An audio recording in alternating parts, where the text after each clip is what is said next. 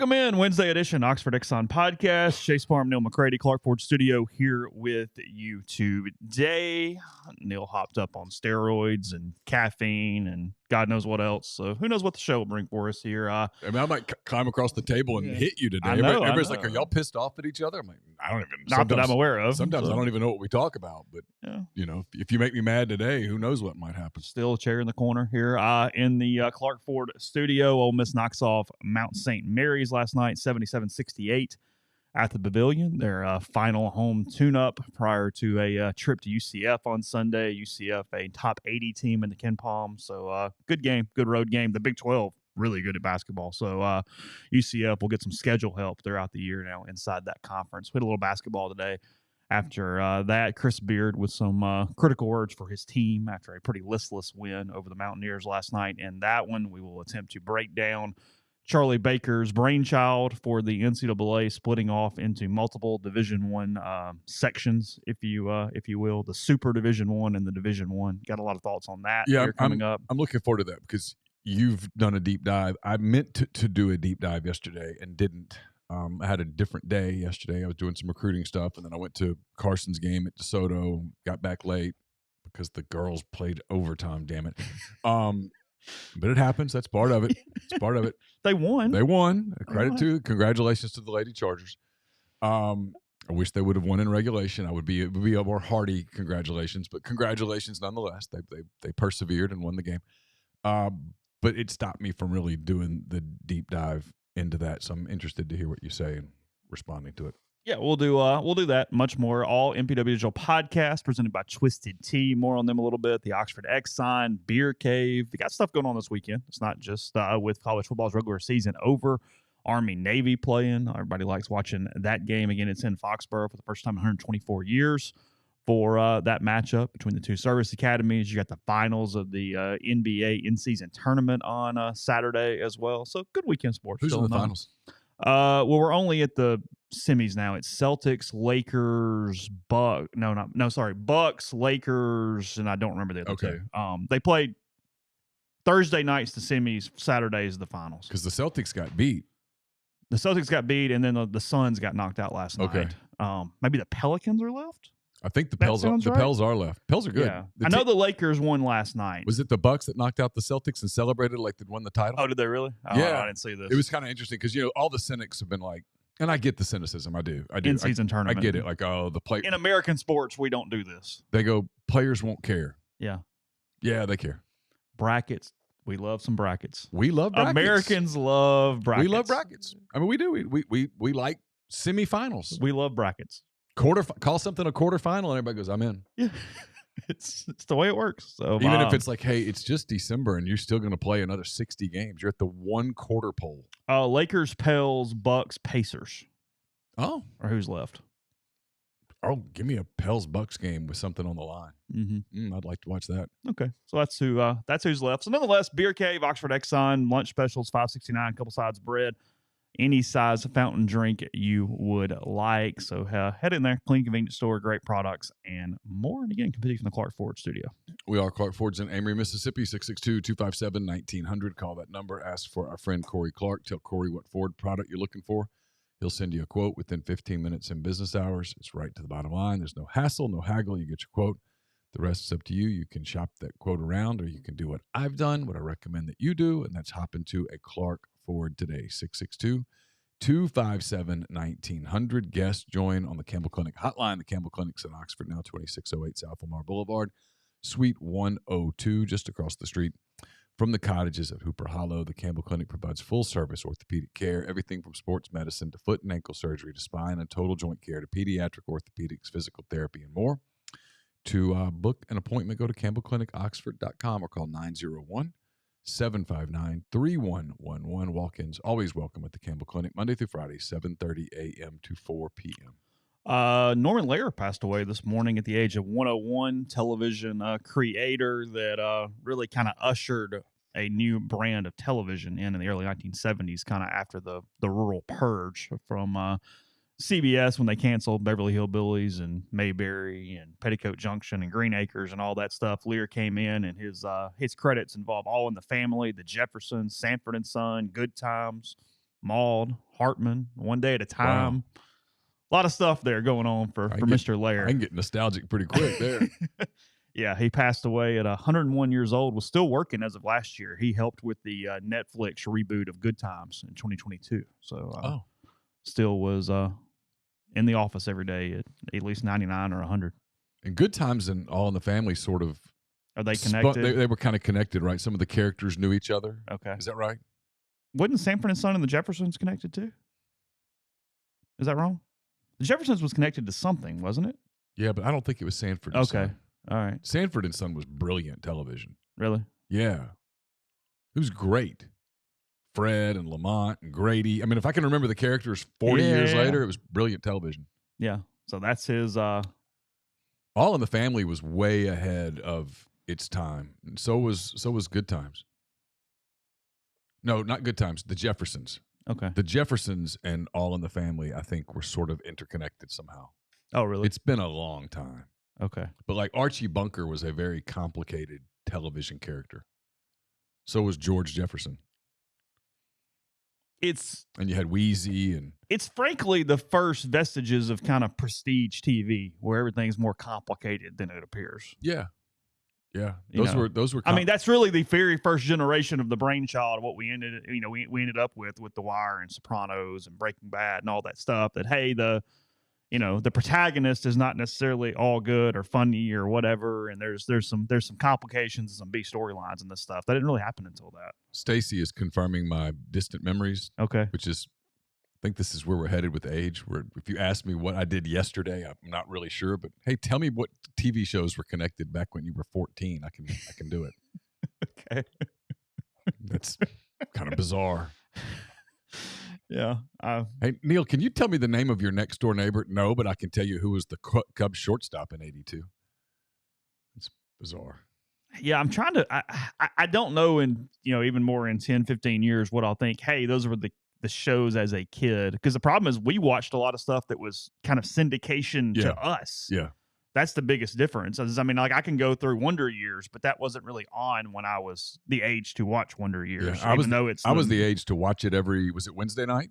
I don't know. I think it was every Wednesday night. See, I caught it on like Nick at Night and whatever and watched the syndication reruns, but then became obsessed with it. Like I can remember, for years it wasn't available for DVD purchase because they couldn't afford the rights to all the great music that was on the shows. So you could get a bootleg copy from like China and they would package it like it was real. And it was a recorded tape of the Nick at Night broadcast of the show on DVDs. Oh, so you had to bootleg it almost like Smokey and the Bandit for the Wonder Years out of like Asia or somewhere over there. So I had a copy of that at some point. But BWL says I'm right. It was on Wednesday. Wow, I'm on a memory roll, boys and girls. That's kind of impressive. Ask me, who'd you write about this morning, Neal? I don't know. But here we are. Tell me about 1981. Sure. No, not a problem at all. It's good. I can tell you flag football plays that we ran when I was 9. No joke. I can tell you all about the Panthers-Steelers YMCA championship game in Ruston. Oh, you're serious? I'm totally serious. I can tell you about bootlegs that we ran. It's insane. And then I can't tell you about like people who live in the street it's not good. Very frustrating to my wife. Probably frustrating to you. I said that this morning on the board. Y'all are probably both. The two of you I know get frustrated with me. You'll like name somebody in Oxford. I'm like, I don't know who that is. And you're like, how do you not? I'm not bragging about it. I'm just saying I don't know. It's not a point of pride. I can't make myself know. Fill me in. And Laura's like, they live at that house. I don't know if you do this. I walk and run this neighborhood and stuff all the time. Yeah. Laura can tell you, like, they have I'm just making up a car for a minute. They have the green Honda. I'm like, I don't know. She's like, they have the Range Rover or whatever. I'm like, I don't know. She goes, you don't know what people drive? I'm like, Laura, I could get in someone's car and go with them from Oxford to Charlotte. And that's kind of your thing. Cars are not in any realm. You just don't even pick it up. I could get out of that car in Charlotte, and 10 minutes later, Laura could say, what kind of car did he have? I don't know. It was a big car. A big car. And it just blows her away. It might have been white. Yeah, she could say, what was the color in the interior? Gray, maybe? Tan and gray kind of the same. Yeah. I don't know. It's one or the other. Sorry. I've actually been meaning to watch the Wonder Years spinoff or reboot. I just haven't. Like, I haven't. Network TV just gets lost on me in my weeks. I just have a hard time following network TV in the same way. It's just hard to do. And it's not something I prioritize. Right. I mean, that's just not. I'm much more likely to stream something that I know is just available whenever I have a minute. And then I've always got an audiobook in my ears now because I just walk around with AirPods listening to audiobooks all day. So it has not been where I'm at on that. All right, you want to do basketball to get it out of the way, or do you want to get into the NCAA stuff? What do you want to do? Oh, it's up to you. I'm just here for the ride. You just here for the ride? I'm gonna let you drive the ship today. You got the keys. Let's go to basketball because we're already half in a segment, and then that way it'll let us do a full segment on the other. Ole Miss wins again in I guess a close game, but they were never losing the game last night. Right. The game flow was clearly Ole Miss was the better team. Mount St. Mary's did not have the talent to win that basketball game. Ole Miss also completely failed to pull away at any point. They got out rebounded last night by Mount St. Mary's. They did build up to a 17-point lead, right? They did. Half? Yeah. They just and then it got back to 9 and 11. Yeah. And just in there in the last 3 minutes, it was just Mount St. Mary's was kind of playing with their hair on fire for some reason. It was like, because why not? Ole Miss had already kind of stopped. Yeah. And Mount St. Mary's wouldn't stop. I mean, it was, they were kind of the frustrating kid at a football practice that's going full speed on the Thursday walkthrough. Like, I'm thinking Ole Miss is looking over going, guys, you're losing. What are we doing right now? I always hated that kid. And they're just pressing and going. It's like, oh, God. We had one of those in high school. Drove me nuts. It's Thursday, dude. We're walking through. Yeah. No, he's full speed. Hero. We don't call it a run through. Call it a walk through. And in tackle drills, when you're like, hey, we know how we're doing this, right? We're just thud, right? And then he just waylay you. You're like, son of a bitch. So they were doing a little of that. Look, Ole Miss did what they needed to do. They needed to get a win, get out of there. The thing that actually, because there's not much to take from this game. We'll talk about the negative in a second, what Chris Beard said after the game. From a positive standpoint, it's that, again, they've got this three-headed kind of backcourt right now that is carrying them from a scoring standpoint, from a flow standpoint, and they had 3 more really good games. I mean, Jalen Murray goes for 26 last night, 9 of 15 from the field. Takes really good shots because he only goes 1 of 2 from 3. He didn't just blast it up from the perimeter. He goes 7 of 8 from the line last night. Allen Flanagan, 5-11 from the field, 10 points. They didn't ask him to do a ton. He had just kind of a normal game for him. And then Matt Morrell, again, the shot selection is so much better for Morrell. He is distributing. He's doing a lot of things. He goes for 24 last night, 7 for 11, 3 of 7 for 3, 7 of 9 from the stripe. Plays 34 minutes. Murray plays 37 minutes last night for the Rebels. So I thought that was critical. But on the other side, they're getting nothing out of the post. Again, they got out rebounded. Cisse had a really quiet night. Only plays 9 minutes last night. 1 offensive board, no defensive boards. Goes 0 for 2 from the field. It's got to get better. Yeah. They got to get better in the post getting into league play. For sure. I mean, it just is what it is. What I read and I went back and watched Chris's post game. Number one, I mean, he wants his team to grow up, right? And a grown-up team. And again, this is year 1. Is that him trying to start his car? Did it start? Was that us? There he goes. Got it. There he goes. Yeah. Oh, that would have been fun. He wants his team to play with a maturity. And a mature team comes back from an emotional victory before a big road game opportunity at UCF and takes care of business, right? Mm-hmm. You blow them out. You empty the bench. Everybody sits on the end of the bench and celebrates the last 6-7 minutes. And get out of there. Yeah. But they're not there yet. It's a process. Today's December the 6th. The season started, I think, November the 7th. So we're like a month in, and they're not there yet. It's okay. I suspect today's practice will have a little bite to it, and that's not a bad thing. But look, yeah, from a basketball standpoint, sure. We're about to step up in competition a little bit. And so, you're about to play. UCF's a good team, good league, really good league, like Big 12. Big 12's a power league in basketball. Going into the week, there were 14. And again, I get strength of schedule. There were 14 undefeated teams in the country. 6 were in the Big 12. Yeah. Going into the week. So, they're about to step up.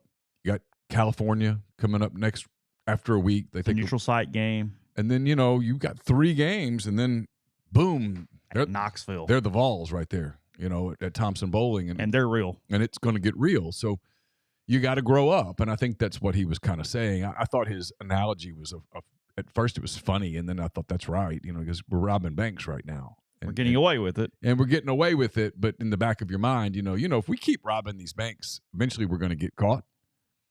And look, they are going to get caught.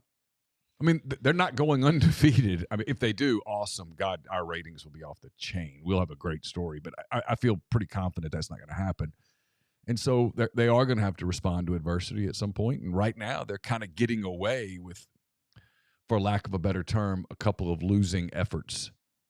They've won the games anyway, which says something about their tenacity at the end of games and things of that nature, but it's time to grow up. That's what he's basically saying to them. He kind of was doing that coach thing, too. He knew this was coming. He was saying a lot of things that was talking to them that he was not surprised by and probably wasn't even that pissed off by because it is what it is. It's reality. Challenged Alan Flanagan. Hey, go get an offensive board. Yeah. He calls out Flanagan in the post-game press conference, and it's like... He does it in a way where he goes, hey, he's an all-SEC player. Yeah, complimenting you. But go play like one every night. Yeah, you're my guy, so be my guy. Yeah, we're not good enough for you to take nights off. Mm-hmm. That's what he was saying. And he did it through the media. Alan will hear it. Alan's dad coaches on the staff. He didn't even say my name, did he? No, he didn't use his name. Yeah. But Alan knows it's him. I mean, it's obvious it was him. He was the only guy that didn't have an offensive board. Defensive board. Yeah. What did I say? Offensive. I meant defensive board. Didn't have a defensive. Had 3 offensive boards, no defensive board. Just like, hey, go rebound. Because look, in league play, you can't keep getting beat on the boards. It'll get you beat. You gotta be more competitive from a rebounding standpoint. And look, they're not good enough athletically to get beat on the boards and get beat with second chance shots. You're going to have to be dogs on the boards. It's your only way that you're going to have an opportunity against the Tennessees and the Alabamas and the Kentuckys. My God, Kentucky. Arkansas, Auburn. There's a lot of good teams in the league. Georgia's not a bad basketball team this year. It doesn't appear that South Carolina's a bad basketball team. I don't think they're good. The only team right now that you could argue is bad in the SEC is Vanderbilt, and Jerry Stackhouse, typically his teams get better as the season goes on. So you're just not going to have freebies. You're not going to be able to have nights where you get whipped on the boards and overcome it against, Georgia. It's just not going to happen like that. You're going to have to get consistent, and that's what he's trying to preach. They got beaten second chance points 16-9. They got beaten bench points 33-9. They got out-rebounded on the offensive end 15-8 last night. Can't happen. Against that team. The bench thing is one thing. I don't think he's really concerned about that because he's going to play a small rotation. Yeah. But no, you can't get beat on second chance points, and you just can't keep getting pounded on the boards because you're probably going to get beat in the paint even when you play well. They're a team that is still learning how to compete, learning how to win. I mean, it's a program that has not won in several years. These guys have not won. So there's still a process on what they're trying to do for the season and trying to kind of go through this baptism while winning enough games to be competitive and relevant and all those different things that are going on. But he's having to kind of teach that right now. And I wrote about it on the board this morning. They put some hoop stats out. You can get that at rebelgrove.com. They're winning in a lot of ways because they're just not doing a lot of stupid stuff. They're protecting the basketball. There's not a lot of dumb things. They're showing they're well coached, and they're responding to him right now. And that's probably as a program what you're most excited about that you're trying to watch it. So. Brian makes a really good point. He says Arkansas, Alabama, Kentucky can drop 85 on you easy. They're scary. When you play those teams, if you're going to have a chance to win, you can't let them have second chance points because when they miss a shot, you got to go get the rebound. You cannot, if you let them get second chance points, those 3 teams, and they're not the only 3, those 3 teams can run you out of a gym fast because they have so many guys who can score.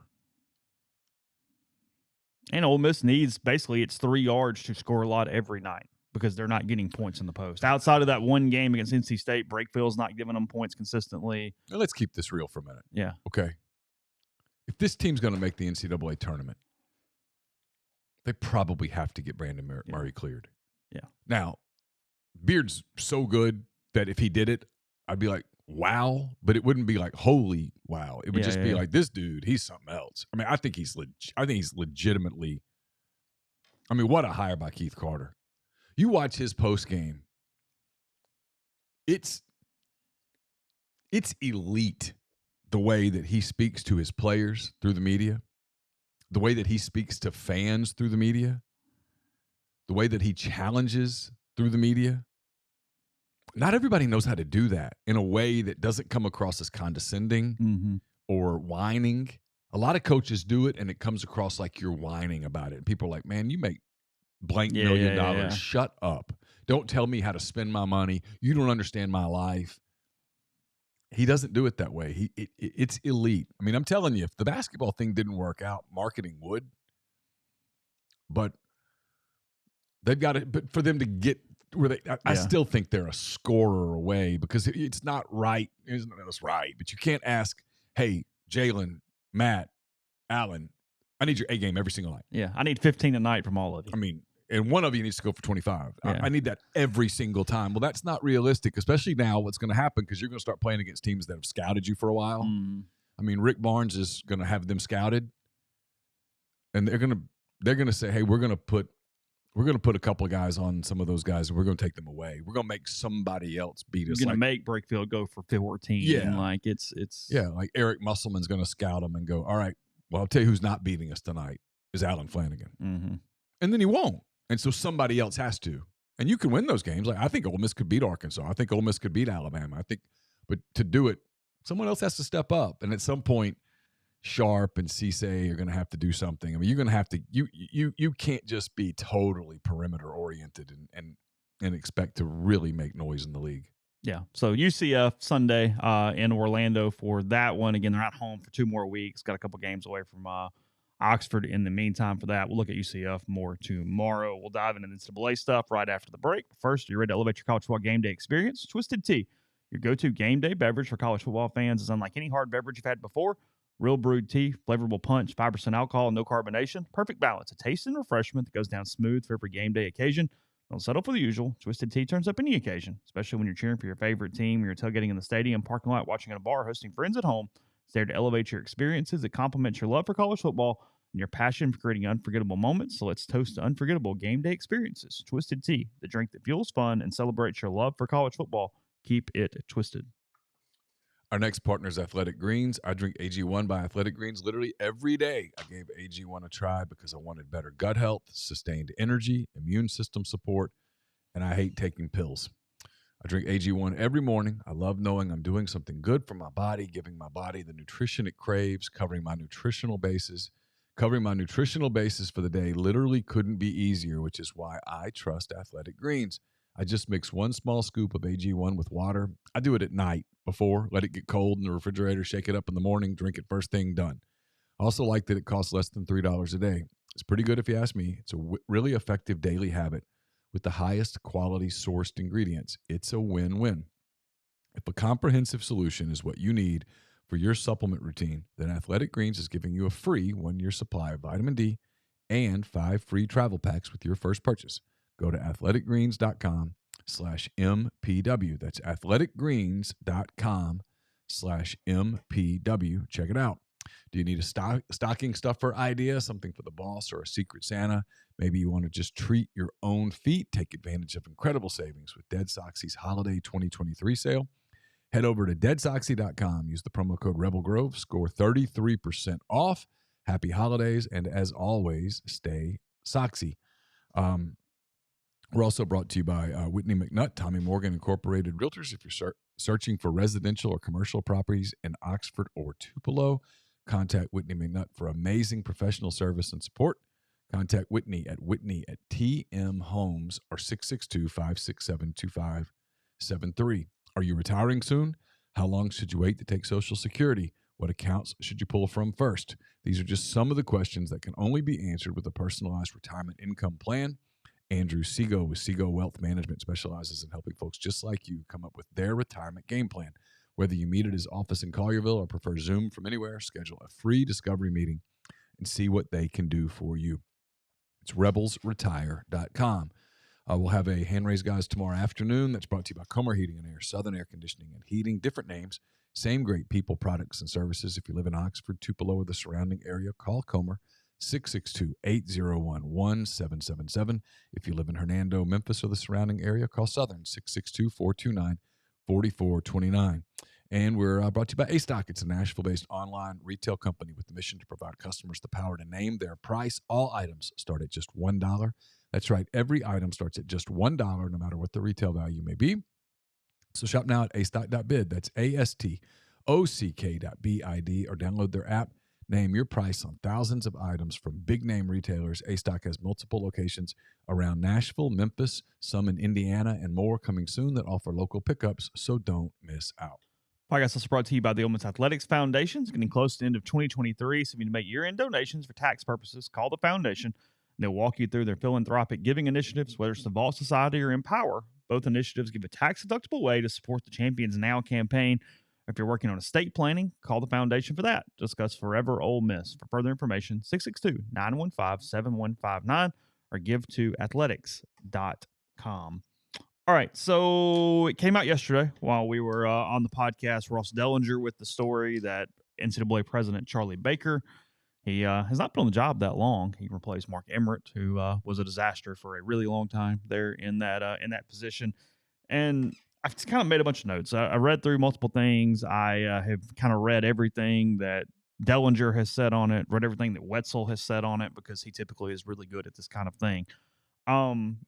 First off, I think it's and again, I guess we'll say this. We'll back up from yesterday. If you didn't listen, if you've been under a rock, they are proposing a separation inside Division I, where if you would like to really put your money where your mouth is, you can make your own rules. That is the way it works. They can split off. You can do that. But to do that, a couple key things, including some things that aren't going to work. You have to give $30,000 per, at least $30,000 to at least half of your countable athletes on campus. That means all, because how the hell do you separate that out? And 50% has to go, 50% of the total money spent on this has to go to female sports. So Title IX still compliant. Well, because by the time you do it for football, men's basketball, and baseball, you're going to even that out. You've covered all the female sports. You pretty much have to give all the female sports the money just to make the math work. Correct. And so there's a lot of things. And again, okay, let's start here. And I'm trying not to be completely jumbled because I got 14 thoughts. So I'm trying to outline it best I can. First off, everybody, even at the NCAA, who believes this is something that will eventually work, knows two things. This is simply a conversation starter. It's just a proposal.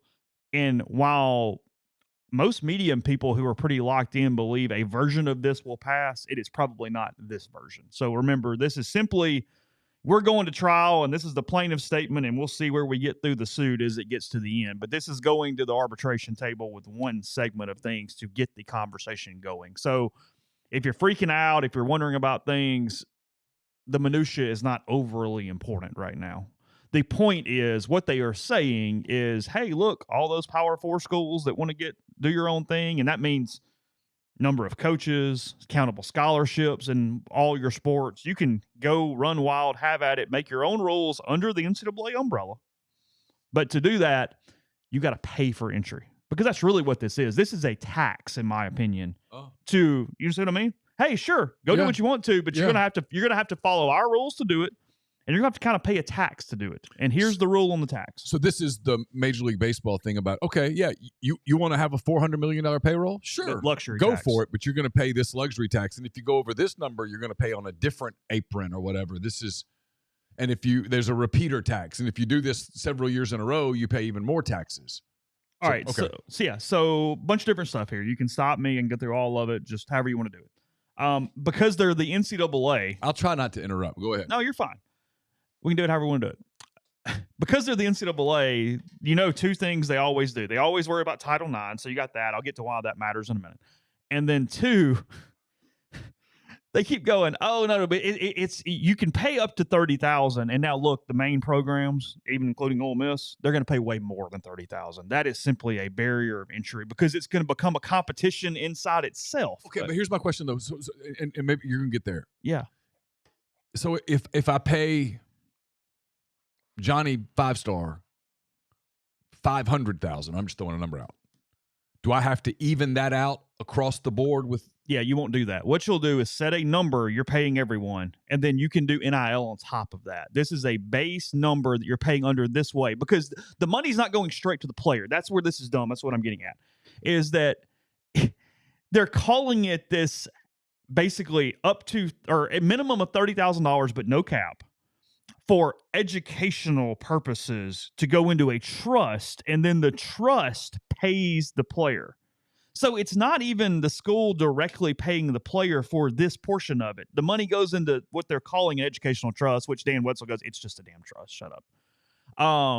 They're putting it into a third party to then do it. And then they don't want to call it revenue sharing, but it's 100% revenue sharing because what you're doing, hey, kindergarten definition, sharing the revenue inside the athletic department by using athletic department revenue to pay this thing.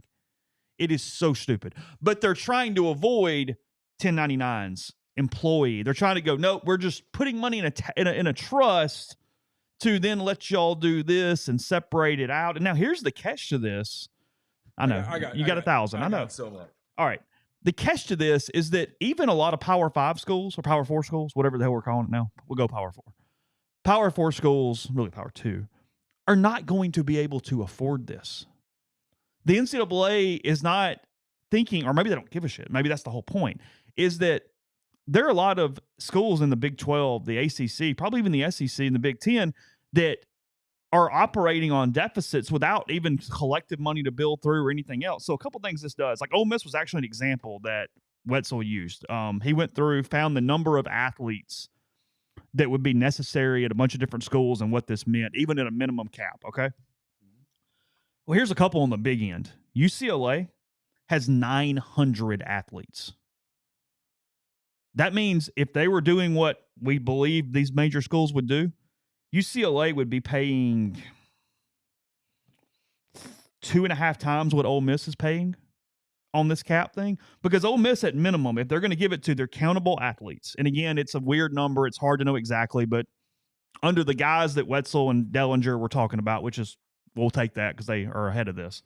Ole Miss has 417 athletes. If I'm a CFO at one of these campuses, I quit. Yeah. I just go get a job in accounting. So Ole Miss has 417 countable athletes, okay? The minimum amount of $30,000 means Ole Miss will need to pay $6.25 million per year, with half that going to women's sports. And that's at the $30,000 number? That's at the $30,000 minimum on that. Ole Miss has 417, okay, so which is can I interject a question here? 6.2. Yeah, sure. So what happens like at we're talking about Ole Miss. Let's use Ole Miss. What happens to the Grove Collective? There you go. Dellenger believes, and again, I'll take Ross's word, far more bright on it than I am. He believes that this is actually a way for collectives to be eliminated because schools will be able to simply purchase the players' rights themselves on top of this. He believes this is a minimum number that's going to get put, but that NIL is still going to be sellable, if you will, in addition to this by the schools. Without involving Title IX? That's what he believed. He believed that this was going to be one part of it because he's worried about this. What is it, the Knight case that the NCAA is in the middle of right now? They're getting sued, and they're getting sued on 3 ways. If they lose the case, they are going to get hammered for backdated NIL, backdated bowl revenue or broadcast right revenue, and then essentially an elimination of collectives in a lot of ways.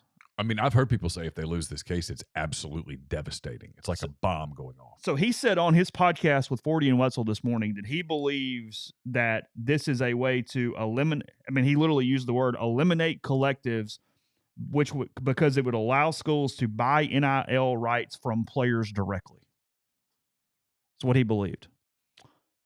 40 believes, and now look, I liked this podcast for this reason, is Wetzel is all the way over here on one side going, just pay, they deserve it, they whatever. And then 40, because of his family, is the freedom fighter for Olympic sports. I'm not even blaming him for this. That's worried about everybody and does not believe an athletic department is built for money. He believes that it should be about players and experiences and all, whatever. Sure. Point being. But even he admits, and what they agreed upon, again, this is College Football Inquirer. If you'd like to go listen, I'm stealing some of their content. Yeah, sure. Is they're a member of our team. Yahoo. Yahoo. he believes what happens, and this is a weird one, that there's no way they can't eliminate sports. So Olympic sports are going to be eliminated at tons of schools across the country. To some degree, they'll pick sports to completely wash away with. This does not allow you to succeed. Every men's sport other than football, basketball, and baseball disappears immediately. Because the Title IX part of this. If it got under this guise, because, yeah. And then, but here's the deal. You would even have to eliminate some women's sports, and the ones that were remaining, they're making bank all of a sudden. Because do the math. Think about that. If you got to give half to women's sports, well, if I'm paying the full football roster, then the women's sports that remained, the women are about to make a minimum of God knows what, because they're getting half of that. Oh, keep going. I'm sorry. I've got so many questions that we would go till noon. So, because look, I haven't seen an AD come out and go, "Hey, to fix this, we're going to cut staff, we're going to cut salaries, we're going to cap head coach salaries." But you'll have to. I think the bloat in the athletic departments is one of the main things. It's when you look at the line and go, how do you manage that? They're still saying right now that outside of football, any team that was not opted into this would still compete for the same championships. So even under this guideline and this purpose, the basketball tournament would remain as same. The baseball tournament would remain as same. So why would you opt in? For football. To create your own rules in football. Or your rules everywhere, but football being the main reason. Because the teams that opt in are going to have such a recruiting advantage in football. Because they can just go do what they want money-wise and staff-wise. Here's here's where I'm with you. And this is what nobody's understood. And frankly, Dellenger and them didn't hit this. I get that creating your own rules is a huge deal, okay? Got me? Yeah. But at the end of the day, what problem is this actually solving? Well, that's what I'm asking. Because I can go pay the damn players as much as I want to pay them anyway. That's what I'm asking you. So why am I picking up these 9 problems to fix this one problem? And the answer is there isn't. It's just the NCAA going, hey, we have no freaking power. We're going to throw this little carrot over here and hope you take a bite out of it. That's See, I'm hearing this, and I'm hearing this as the NCAA just doesn't like collectives. Well, they don't like collectives. And I get it. I mean, I get it. I mean,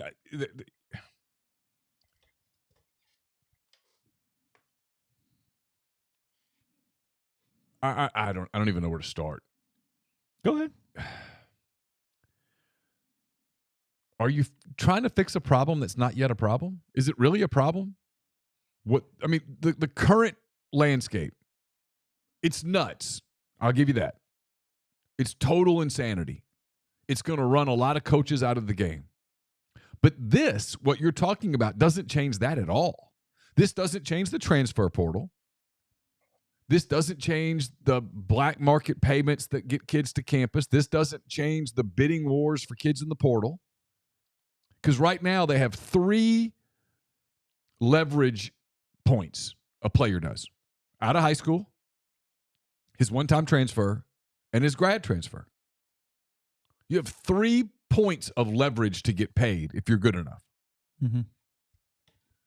This doesn't change any of that. This just says, but we have to address this Title IX thing. And my argument is, no, you don't. I mean, it is a forced separation that goes, hey, if you guys are ready to be done with this, here's how you do it, but here's the rule that we're going to tell you to do it by. Look, I'm a girl dad, and I love soccer. I've grown to love soccer. I will watch it in here by myself. But there's no justification to pay, on top of her scholarship, a women's soccer player at Ole Miss, for example. No offense. Yeah. $30,000 per player per year NIL. They don't have any NIL. There is no NIL.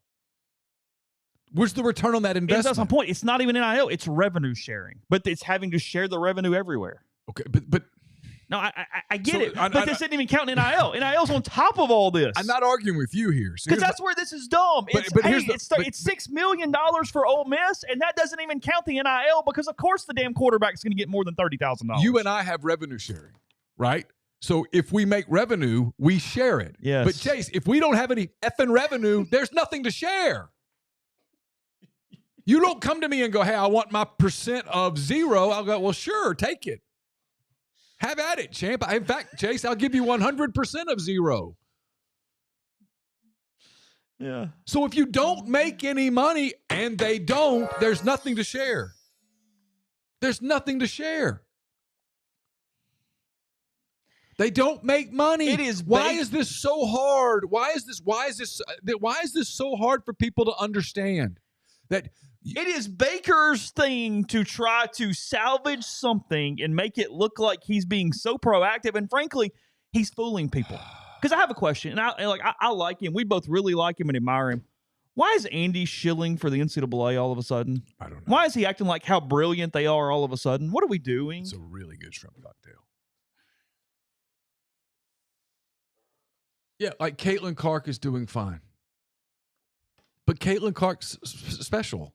Angel Reese, she's doing fine. The gymnast at LSU makes more money than all these quarterbacks. Olivia Dunn. She's beautiful and she's marketable and that's the real world, right? Beautiful people make more money than the ugly people. It's the real world. Life happens. We're not all made the same. Taylor Swift's the Time Person of the Year. We're not. I mean, and she's one hell of a performer. You can say whatever you want about her music, but people who go to her concerts come back like it was a spiritual experience. And she's her own damn economy. Good for her. Yeah, sure. I got no problem. I got no issue with that. LeBron makes more than the dude on the end of the Lakers bench. Why? Well, he's the GOAT.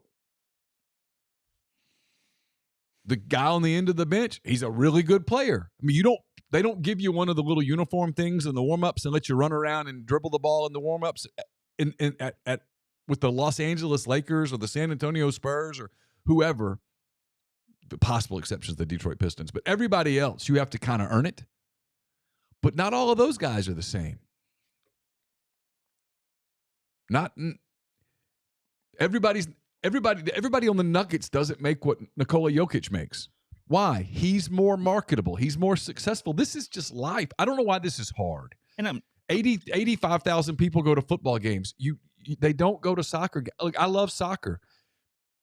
I wish that Tuesday night soccer was as big of a deal as Friday night football, but it's not. So you live with it. So, and I'm not picking on Andy here. I'm saying this because I respect him, and usually he's my common sense guy. And when I feel like I'm losing my common sense guy, I have an issue. But his two tweets here make no sense, and it's what's driving me insane.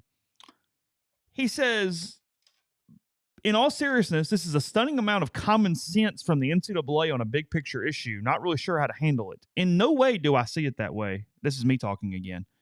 And then here he says, now this deal, which would be great for athletes and terrible for a lot of associate ADs, might not be enough.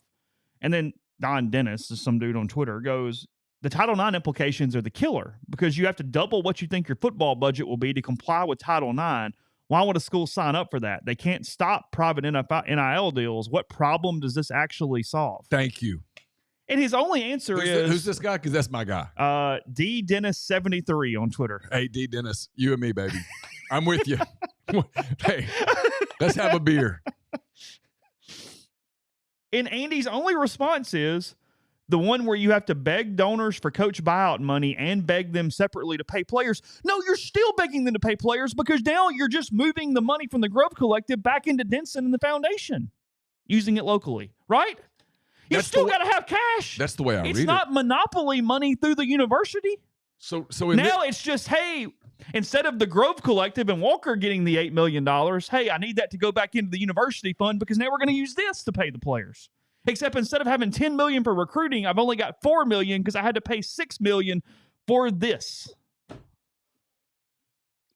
I don't get it. Makes no sense. Well, there you go. Then it's probably going to happen because college sports. In the meantime, so hold on a second. So you're putting you fold the collectives into basically the foundation. You basically bring those people in, and now they just raise it together. I mean, what is that? How does that? What? I don't understand I don't even understand like how this got to the place where it got. Honestly, because I would have been the guy in the room that goes, "This is stupid." You're surprised that a conference room somewhere got this to this point? That's more than fair. Thank you. I deserve that. All right, I got one more part of it, but I'm going to tell you about Prime Shrimp first. PrimeShrimp.com. 7 different flavors available for you. They also have an 8th coming soon. They got the ginger soy flavor. Obviously, there's things that we can use that for as well. It's great for lunch, great for dinner, great for busy days and the holidays. You can work into recipes and do much more with it. It's freezer to plate in fewer than 10 minutes. They ship directly to your door, and we're giving you a discount. Buy 5 pouches or more, get a bunch of your favorites, try some ones you have not tried yet, even take part in the 2-pound bags of individually frozen, like what's at the grocery store. It's a higher quality shrimp than the New Orleans-based company. That's code RG. 5 pouches or more, 25% off. Code RG with PrimeShrimp.com. It's socialism, essentially. Sort of, yeah. Yeah. If you want to get your Peach Bowl gear, Ole Miss and Penn State, you may have heard, are playing in the Peach Bowl December the 30th in Atlanta. You can get your gear at the College Corner, collegecornerstore.com. They also have 2 locations in Jackson, and they have another one in Oxford, right off of Sisk Avenue in the Oxford Commons. 4,000 square feet of the best Rebel gear. Again, collegecornerstore.com for all of your Christmas gift giving, bowl stuff, that kind of thing. We're brought to you by Pinnacle, the Pinnacle 401k Trust 401k Advisory Services team. Will help you today. Get in touch with them. They'll give you a complimentary, no obligation benchmarking and analysis of your current 401k plan. It's mypinwealth.com, MYPINN wealth.com. We're also brought to you by John Edwards Regency Travel Incorporated in Memphis. If you're trying to plan a vacation, a getaway to create a lifetime of unique memories, get in touch with John. Give him some parameters and a budget. Let him give you some options. And know this, you don't have to live in or near Memphis to take advantage of his services. 901-494-3387 or send him an email, jedwards@regencytravel.net. Oxford's newest restaurant on the square, Opa's a perfect place to plan your Christmas party, your company dinner, your festive party event. Fabulous food, great craft libations as well. Opa can accommodate up to 200 guests. So for catering or booking information, contact Jeannie, 601-421-7147. We're brought to you by Service Specialist Staffing and Recruiting Agency. They've been connecting great job opportunities to candidates since 1967. If you're on the job hunt, they can help you. If your company's looking to hire quality, hard-to-find talent, they can help you as well. It's always free for the candidate, and companies don't pay until you hire a candidate that Service Specialist sends. In other words, you've got nothing to lose. So give Will, Sydney, or Kelsey a call at 662-832-5138 or check out their new and improved website, servicespecialistltd.com. Get the beautiful and healthy smile you deserve at Corinth Dental. Dr. Bubba McQueen, Dr. Jenny Beth Hendrick are devoted to restoring and enhancing the natural beauty of your smile using conservative, state-of-the-art procedures that will result in a beautiful, long-lasting smile, from routine checkups to advanced treatment, including implants and Invisalign. Corinth Dental is here to help you achieve your smile goals. So schedule your appointment today. Take the first step toward a better version of yourself at corinthdental.com. Podcast. I'm sad today with the rears. Today's podcast brought to you by G&M Pharmacy and Tyson Drugs. They are offering their high-dose flu shots for any patients over 65. Most clinics typically give standard dose to all patients, but they highly recommend that the older patients get a high-dose flu shot from them. They also have the new RSV vaccine, which is helpful in a lot of different ways. You can give vaccines by appointment, which means getting in and out super easy. Just give them a call to schedule. That's 662-236-2222 for G&M in Oxford, or 662-252-2321 for Tyson Drugs in Holly Spring. One clarification here on this Title IX element. Okay. Is I wanted to see if it was number of students or number of dollars, and it's really just number of dollars. So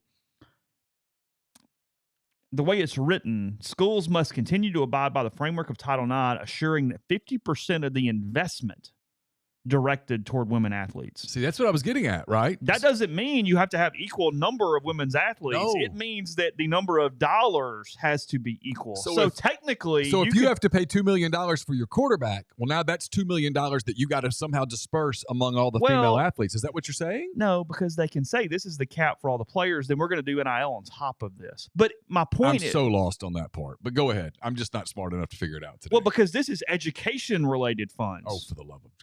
No, I'm reading. I know. I'm reading. I'm not upset at you. It's actually the loophole that allows You're this. just the messenger. All right, it's the loophole that allows fill me this. Because I'm lost. No, because you go, hey, this is what we're paying for the educational related things to the trust fund. And now in addition to that, because we can make our own rules, well, we're our own NIL thing, so now we're going to pay Jackson Dart this on top of that. But that's not to the trust fund and through the education-related numbers. That's to this. Why? Go ahead. I'm still failing, and again, I know you're frustrated with me probably right now because I'm being dense, but I'm also being practical. Why would I? What is the? If I'm Ole Miss, for example, if I'm Lane Kiffin, I'm Keith Carter, I'm the people over there at 8 miles from here. When I'm sitting in the room, and I got my athletic staff, and I got Lane, who probably would lose patience within 30 seconds. I've got financial people. I've got Denson in there.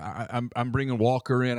We're sitting around the table. Big conference table. Everybody's finished with the how's your mom and them, and then we get down to business. My question would be, why in the world are we even thinking about signing up for this? What would signing up for this do for us? You're held hostage if a number of schools do it, and you have no choice. Because if this new system passes in any capacity, you have no point but to gain entry. Okay, but if I'm not in it, I can still pay my football players whatever I can raise, right? I mean, well, there is, again, this is a Kickstarter platform. I get it. Under this, guys, the way Dellenger explained it was that you had to be in this coalition to compete for the national championship in football. But not the basketball and baseball thing. Correct. I got it. Well, technically, right now, the NCAA does not run the football national championship. The college football playoff runs the college football playoff.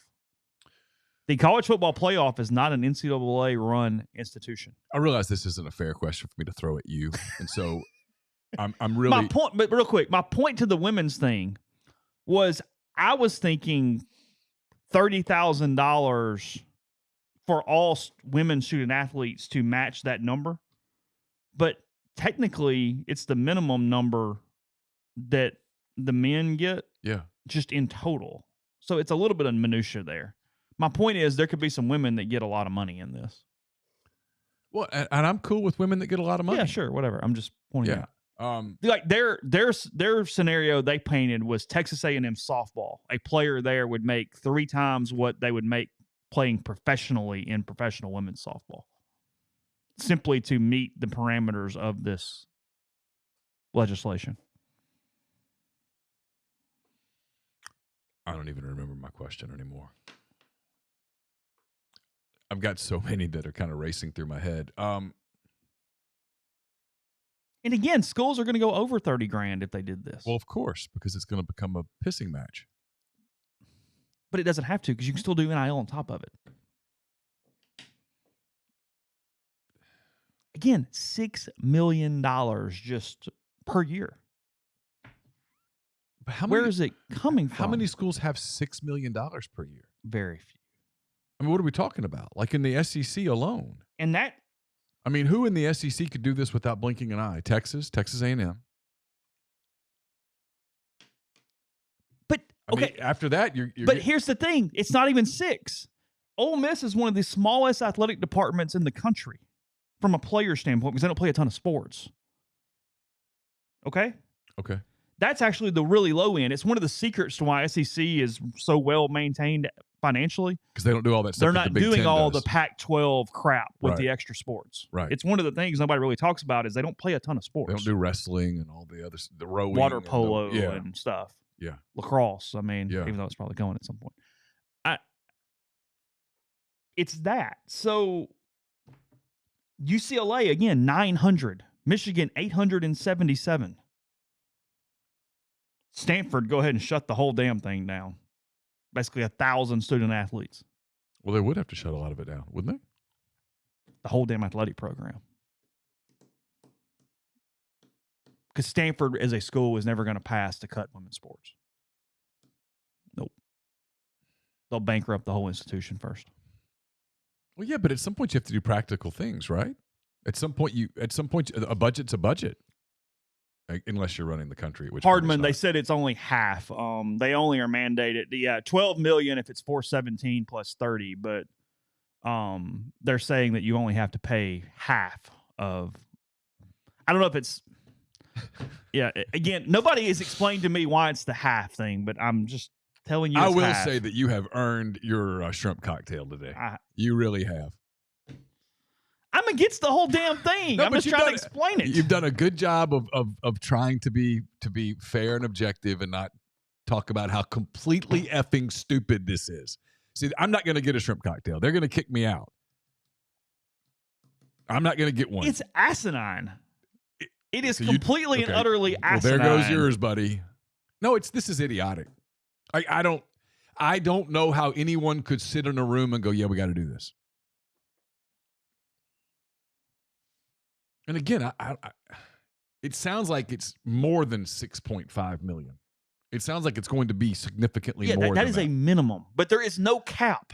So, but no matter what you go up to, 50% has to be Title IX compliant.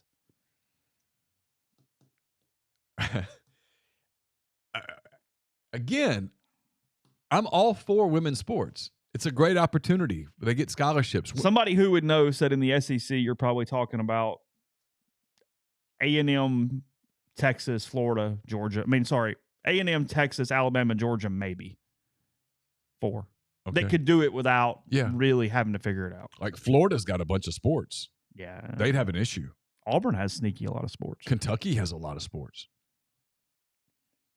Like they play men's soccer. Mm-hmm. South Carolina plays men's soccer. So you'd kill that. Here's my point: it just feels like you're just taking opportunities away from young people that are going to college on athletic scholarships in sports where they're never going to play professionally, but you're taking away what it was always kind of supposed to be, right? The girl that goes to Ole Miss to play soccer, she's probably not going to go play professional soccer. I mean, a couple will, but for the most part, they're not. They're not going to make life-changing professional soccer money, but they get the college education paid for. They get to compete on a team. They get to travel the country, and they get all of these benefits that come from being a student athlete. Why is that not enough? Can I play devil's advocate for a second? Sure you can do it. Or not really devil's advocate. I cut my finger. Did you really? Mm-hmm. On paper? I think when I banged the thing. Look, I think the NCAA is just being a collection of morons that can't get past the educational Title IX part of this to actually be smart at the table. I think that's what this is. Oh, so you're going to grant me that this is this PC thing that they just simply cannot get away from? I think there are two things that simply are unable to get away from in this amateurism thing, and it's Neal, they took the time to say this money is strictly for educational purposes. They're putting a trust fund. $120,000 of educational purposes over a 4-year period? Minimum? I mean, come on. It's stupid. It's simply to make them feel better about things. My point being, is it possible the unintended consequence from the NCAA of this is that the SEC and Big Ten get enough damn money from TV to figure it out, and this is actually just a way to create a 32-team super conference? All right, say that again. Is it possible that because the broadcasting rights for the SEC and Big Ten are so damn much more than everybody else, that gives them a way to actually make this happen? And that all we're actually doing is passing some version of this that creates a 32-team super conference and goes to hell with the rest of you? Oh, and it gets away, where you get to take the top of the top and just form a mini NFL. Suddenly, the Big 12's gone and the ACC's gone and goes, no, it's not a Power 4. Sankey and whoever the new guy in the Big 10 is goes, hey, we technically can do this. But again, Chase, unless you really renegotiate that deal, I'm not sure that all the SEC schools, all the Big 10 schools could do it. Could Indiana do this? First draft. That's a good First point. draft. Okay. This is, even Baker himself said this is a Kickstarter to a conversation. What's the hell of that? That's what he said. That's the way he framed it in this is, I know this version is not going to pass. This is a Kickstarter into the conversation. Okay. They're also going to have to deal with some legal stuff going on because multiple congressmen this morning have already filed some type of bill or legislation or pre-legislation that says if you are trying to pass this, you also are giving them employment benefits for right to collective bargain and right to fair work. Well, I don't mean this to be flippant, but the problem with Congress getting involved in this is that Congress, unlike an athletic budget, they just kick the can down the road. They just run massive debts. You run an athletic department budget, you've got to balance the thing. It's real money. It's not hey, we'll let our grandchildren figure this out down the road. It's no, we got to do this year by year. You write the check that says, hey, we're going to give Lane Kiffin $9 million a year to coach football. That's real $9 million. If you pay the women's coach $1.5 million, that's real $1.5 million. It's not, hey, whatever, we'll just run the debt up. Ha ha, look at the running debt. Yeah. So Congress has no ability to relate to this whatsoever because even if they did, while yes, it's real money in athletic departments, it's also not well spent money. So you can't bring logic to an athletic department budget either. I mean, as you said, if you take a CFO out of Google or Microsoft and go, hey, now you're running an athletic department, they're going to raise their hand and go, hold on, what? Oh, they'd say, what in the hell are we doing? Yeah. I mean, that first day would just be scorched earth. Yeah, right. Can you imagine? I mean, they'd walk the halls going, this is total insanity. Yeah. Yeah. Oh, I mean, I would love. Wouldn't that be fun? Like, bring a TV show, wouldn't it? Bring somebody in from like Boeing for 3 days and go, hey, we need you to clean this up. Sit down with these people and figure it out. Oh my God. That guy, you'd find that guy at a local bar at like 2:00 just slamming stuff. Just blitzed. Hang on, we're paying what for what? Yeah. He just would be, or she would be just gone. Lit up like a Christmas tree. Just have an open tab. The bartender would be like, I don't know what to do with this person. They just keep drinking. Okay, last thing on this for the day. We're not done, but for today. It appeared that everyone was just trying to read through it and understand it, and nobody went too out on their skis in any direction, even though I thought a couple media people were completely missing the point, which is not a shock. What is media sentiment to this going to be over the next 48 hours as we start really letting it permeate a little bit? You think everybody's going to jump in and go, this is so bright. Charlie Baker, you are a revolutionary. You'll get a lot of that, and you'll get a lot of the same thing I just talked about, which is a lot of that politically correct. They're going to rally around each other. It's why they hate me. They're going to do that deal where there is no practicality. And a lot of them don't understand the money, and they don't understand why you just can't give people more money. And Dan and Nicole are going to go, oh, it's awesome. This is great. Finally, women are being paid what they deserve. And again, I'm not anti-women making money. Like, good for Caitlin Clark. She's awesome.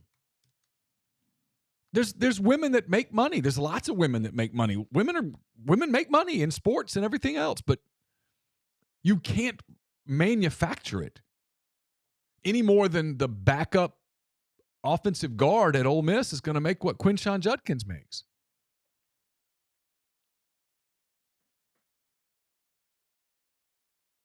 If you and I tripled our subscribership, we would make a lot more money. But they're not going to give it to us unless we triple our subscribership. We're eliminating. So you're asking what the response will be. The response will be utopia. That this is a form of utopia. This is great. Finally, everyone's getting paid what they deserve. We're putting all of this money in a big pie and we're splitting it up, except that's not what you're doing. What you're doing ultimately is eliminating opportunity. And they never see it that way. Because in their world, it always just works out. You just keep coming up with the money. And finally, the people that are CFOs of these athletic departments are going to go, I don't have any more money. We can't do this. There is no more money to do this. And at that point, I don't know what happens. There's always a limit, Chase. I mean, if Lane Kiffin walked into Keith Carter's office today and said, I want to double my salary, Keith would probably say, well, that's great, Lane, but we can't. Right? So if you can go get that somewhere else, you go do it. It's real money. It's not, let's just pay everybody $11 billion and go on. It just doesn't work like All right, that. I'm going to read one more thing here before we move on. Okay? I'm trying to hit everything. I'm reading, and I have not read this before. I know, shockingly, I did not go to Dan Wolken for my my opinions on this yesterday. But he has a column on it. I'm going to read the first few paragraphs. Tell me if you buy this at all. Okay? This is Wolken? That's Wolken. Okay. Our boy. Need a drink first?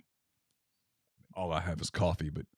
If you told any athletics director at a Power 5 school that for $15 million per year, they would never have to worry about revenue sharing, making players employees, or collective bargaining with their athletes, they would take it in an instant and never look back. Based on the framework proposal, it might not even cost that much. While it's a huge deal that the NCAA is ready to acknowledge the inevitability of paying athletes in the current legal environment around college sports, what the NCAA actually put on the table is not revolutionary, and it certainly shouldn't be viewed as satisfactory in the largest sense of what's fair for athletes. Now, that's bullshit, but whatever. But it might just be enough to get a deal done with Congress.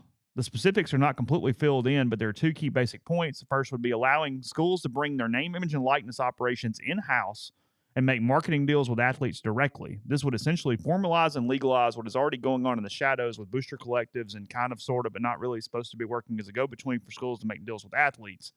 The second piece would be forming a new subdivision, blah, blah, blah, blah, blah. Schools have to ensure, blah, blah, blah. The bottom line is that a major conference athletic department with around 500 scholarship athletes, some have more, some less, would only need to spend about $7.5 million more to be part of a new subdivision if it decided to fund the trust for all athletes, $15 million, blah, blah, blah, blah, blah, blah, blah, blah, blah. His point is they think that it would push Congress from a legal exposure standpoint to completely end everything moving forward and just be a bottom line. You don't have to worry about any more legislation, any more revenue sharing to a higher degree, about the players collective bargaining you out of larger percentages of TV money and all those things. My problem with that is, says who? Says whom? Why? Players can still fight. Like, this is not an end-all, be-all where the players are waiving their rights to things. It's simply you giving them more money and giving players more power in a way you already have been anyway, right? There's nothing in this documentation that goes, hey, players, nope, you can never sue. Never ask for anything else. This is it.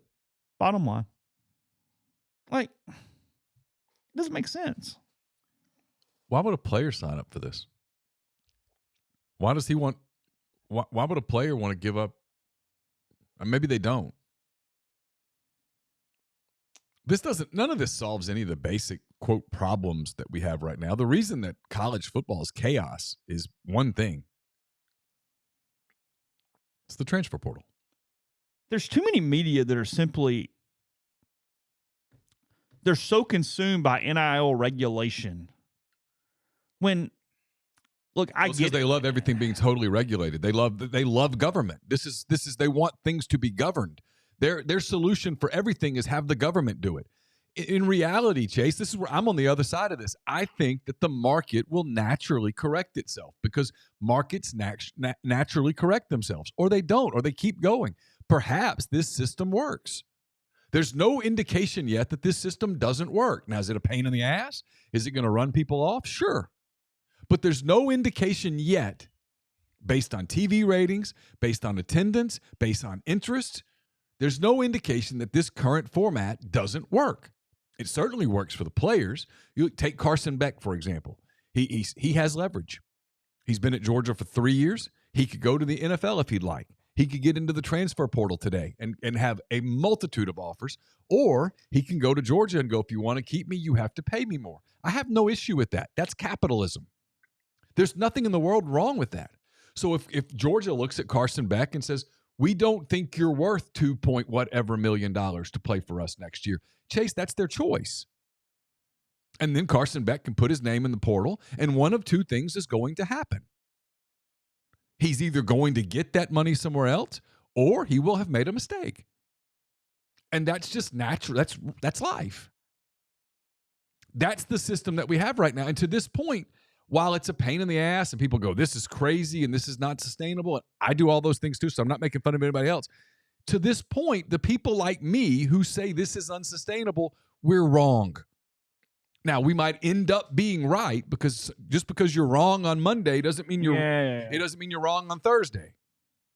But to this point, the people like me who say this system doesn't work, we are wrong. I think he's full of crap, but Dan's reasoning on why schools would actually do this thing, okay? And then I promise I'm stopping. Okay. If the NCAA can extract these protections from Congress and codify them into law, it ensures the organization's long-term future without the looming threat of the next big case that's going to potentially bankrupting it, ending the entire model or turn athletes into employees. The NCAA would take that in a heartbeat. Schools are tired of operating in the realm of uncertainty, about what's allowed in NIL and what might be coming down the pike next. At this point, they just want to know the rules of the road and do what they have to do to comply. For Power 5 conference schools whose budgets range from $250 down to $90 million, diverting 15 or 20 to stave off the potential of revenue sharing and collective bargaining would be a great deal. They could stay in the NCAA with the power to essentially play by their own rules and not worried about getting called into court. It would be more of a strain for schools outside the Power 5, and some may not come along in the new subdivision. It will undeniably formalize the split between haves and have-nots, but that was playing out every day in the real world anyway. What he's missing is even the Power 5 can't afford it. You can't just divert it. He's doing what annoys me in general is they act like these budgets in these schools, because of bloat and because of all kinds of stuff, including Title IX, like there's no outgoing line to the budget. Like, oh, well, they've just got $120 million sitting there. So what's the big deal on taking 20 and throwing it over here? They're mostly working in deficits. Again, they're in the red. They don't understand the basic premise of look, it's not run like a business. The end. Because if it were, you would do nothing but have a football program, a men's basketball program. And you might pick one other sport that you want to try to win a national title in. At Minnesota, they'd probably have a hockey program. Yeah. At Ole Miss, they'd probably have a baseball program. And even in those, you'd probably sit down with the coach and go, hey, look, tighten the belt a little bit now, okay? Yeah. That charter flight, I don't know. Yeah, I mean, okay, we'll do one of those, but hey. You're busing to Baton Rouge. Yeah, we're going to be smart here. And everything else, you just shut it down. Yeah. But it's not that. It's all about opportunity for young people. That's what it's for. And basically, the football programs exist so that they can fund all the other sports. That is the business model. Mm-hmm. And you have NIL now. People said, well, the players should get paid. And now the players are getting paid. Oh. The players are getting paid. I know of a player that played. This is not Ole Miss. I know of a player that played sparingly at a Group of 5 school last year who is getting $125 to go to a Power 4 school this year as a depth piece. The players are getting paid. So if that was the concern, and it was for the longest time, we fixed it. It's been alleviated. Yeah. Whew. All right. Northeast Spark. This is your fault. You brought it up. I did. NESPRC, 2 packages, the Ignite, the 100 Mbps, or the Blaze, the 1 gig that powers the Clark Ford Studio. Your hometown team bringing you world-class broadband. That's NESpark.com. 662-238-3159. Phone servers, parental controls, network security, and much more. So you can get the best internet in Lafayette County. 662-238-3159. Are you a displaced corporate executive wanting to put your career in your own hands? Are you an experienced entrepreneur looking to diversify? Andy Ludicky can help. He owns multiple franchises and businesses and uses his expertise to help others find their American dream through a very thorough and free consultation process. Call Andy. Put your life and your career in your own hands. It's 100% free. You've got nothing to lose. Find your perfect franchise at myperfectfranchise.net. Contact Andy at myperfectfranchise.net or call 404-973-9901. Southern Traditions Farm is a 68-acre, 32-stall upscale equestrian training and boarding facility in Canton, Mississippi. 2 sand rings, a grass ring, miles of wooded trails, a lot offered at Southern Traditions, including horseback riding offerings from beginning lessons to competing at nationally recognized competitions and more. Check them out on Facebook or Instagram at Southern Traditions Farm. Would you like some peace of mind knowing that your roof is taken care of, whether you need an inspection, a new roof, or a maintenance program? Riverland Roofing has you covered, home or business. As a GAF Master Elite Contractor, they can offer warranties that last a lifetime. Licensed and insured, Riverland services Mississippi and its surrounding states. So text or call Riverland today, 662-644-4297. Are you ready for the ultimate college experience? Welcome to College Town, Oxford, your new home away from home. They know you want the best. That's exactly what they offer. No more long commutes or missing out on campus events at Ole Miss. College Town, Oxford's right next door to the Ole Miss campus, offering spacious 2, 3, 4, and 5-bedroom cottages, each with individual leases because they believe in some simplicity and flexibility. Their incredible amenities will have you feeling like you're living in a resort. So grab your friends, pick out your favorite floor plan, reserve it today at collegetownoxford.com.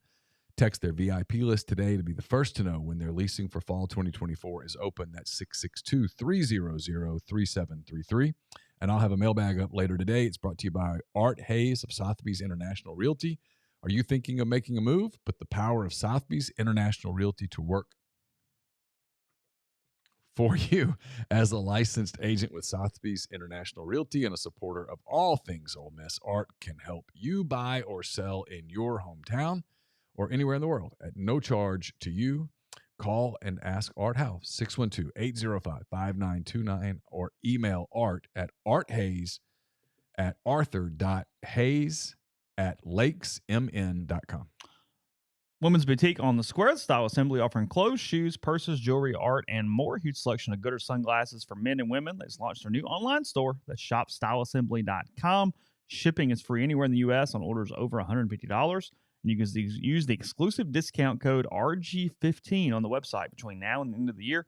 Receive 15% off your first online purchase. That includes gift cards, get Christmas, holidays knocked out. Shopstyleassembly.com to do that. They are a corporate sponsor of the Grove Collective and a founding member of the Grove Collective Business Coalition. So again, that is shopstyleassembly.com or stop by the store, 203 North Lamar. Ask for Kate. She's the owner. She'll personally help you out. So we go from one level of dysfunction to another. I just found this humorous this morning as I was reading through it. I've been complimenting Stuart Mandel a little bit lately to the point that I'm beginning to get a little uneasy with myself. But he wrote a story for The Athletic talking about the ACC's chaos, I guess would be the word, but that's really a polite way to do it because it was their own incompetence that led to it. I know we're shocked by that with the ACC leading into Sunday, because when you started seeing bowls pop up, none of the ACC bowls were coming out. Nobody knew who was playing who. There was nothing going on. The first time was Brett McMurphy was not getting the ACC stuff, and you're like, well, this is not because Brett suddenly became a bad reporter. Something's weird. Something's up, yeah. So they did zero work ahead of time. What if Florida State doesn't get into the Final Four? They never talked about it. They never did any, hey, this is plan B, because most conferences would have said, okay, Florida State's in. Here's line A. Here's line B when Florida State's not in. Yeah. They said that typically the Zoom call between the presidents and ADs for the ACC lasts a couple minutes. It went 90 minutes, and it got started multiple hours late on that. I'm just going to pick out some different parts of the story. So this is at the point that Florida State is not in the Final Four, and they have scrambled at this point. Because now Florida State's in the orange. Yes, that is correct. The Holiday Bowl executive director, he said it was crazy, and it all started with the unfortunate decision not to put Florida State in the top four. It was something no one could fathom, and I don't think anybody really planned for it. It was maybe you should have planned for it there, guys. You've had weeks to figure this out. It's funny because we talked about it numerous times. And I had no say. Didn't need anything. So I fathomed anyway. it. I found it very fathomable. All right, so stay with me here. For weeks, it was assumed the loser of the Ohio State-Michigan game would play in the Orange Bowl because that bowl gets the highest-ranked available team from the Big Ten or the SEC. Mm-hmm. But when Alabama upset Georgia, it meant the Dogs, not the Buckeyes, landed in Miami. That, in turn, triggered an unusual clause in the contracts that made the ReliaQuest, the Outback, turn from an ACC bowl to a Big Ten bowl because of somehow Georgia getting in there. The Irish, who can play in any ACC bowl in their agreement within the conference, had been the Tampa game's presumed pick, and they were going to go to the Outback and play an SEC team. It was widely assumed that Louisville would be on the other side of the Orange Bowl win or lose in the ACC title game. So either the Cardinals would win and move up enough to be the ACC champion and go to the Orange Bowl, or they would be contractually placed there once Florida State got in the playoff and Ole Miss would be out. So either way, ACC had done nothing but said Louisville is going to go to the Orange Bowl, and that's how this thing's going to work. But with no ACC team in the playoff, the conference landed only 1 year, 6 team. Ole Miss unexpectedly landed the SEC a 4th berth, sending a ripple through the lineup that left the SEC affiliate Duke's Mayo Bowl with no team. Through some 11th hour bartering, the Charlotte game landed a Big 12 team, 8-4 West Virginia. No one's really sure how the hell that happened. There's no real explanation from anyone, but the Duke's Mayo Bowl got involved in that. Going into the weekend, you try to plan out the various scenarios. Apparently not. You play the various what-ifs, Danny Morrison, executive director of the Charlotte Sports Foundation, said, but we always go in saying, understand we're likely to have to play whack-a-mole. Well, didn't work out for the ACC. The Gator Bowl, the Holiday Bowl, and the Pop-Tarts, that's the old Cheez-Its Bowl, they comprise the league's premium tier, and can, in theory, select any remaining team within one win of each other as long as they avoid repeat visits, regular season rematches, all that stuff. Headed to the weekend, that pool was expected to consist of NC State, Clemson, and North Carolina. Now it appeared the Bowls could pick from 10-3 Louisville and 9-3 Notre Dame as well. But when the Bowls got on their scheduled call with ACC Senior Executive Commissioner, blah, blah, blah, they learned it would not be that simple. For one thing, conference rules and tiebreakers stipulated that Louisville and NC State had to be two of the three teams selected for those two bowl games because of weird tiebreaker stuff inside their language. As for Notre Dame, and an official with one of the involved bowls said his bowl was simply told point blank by the conference the Irish were, quote, not available to its pool.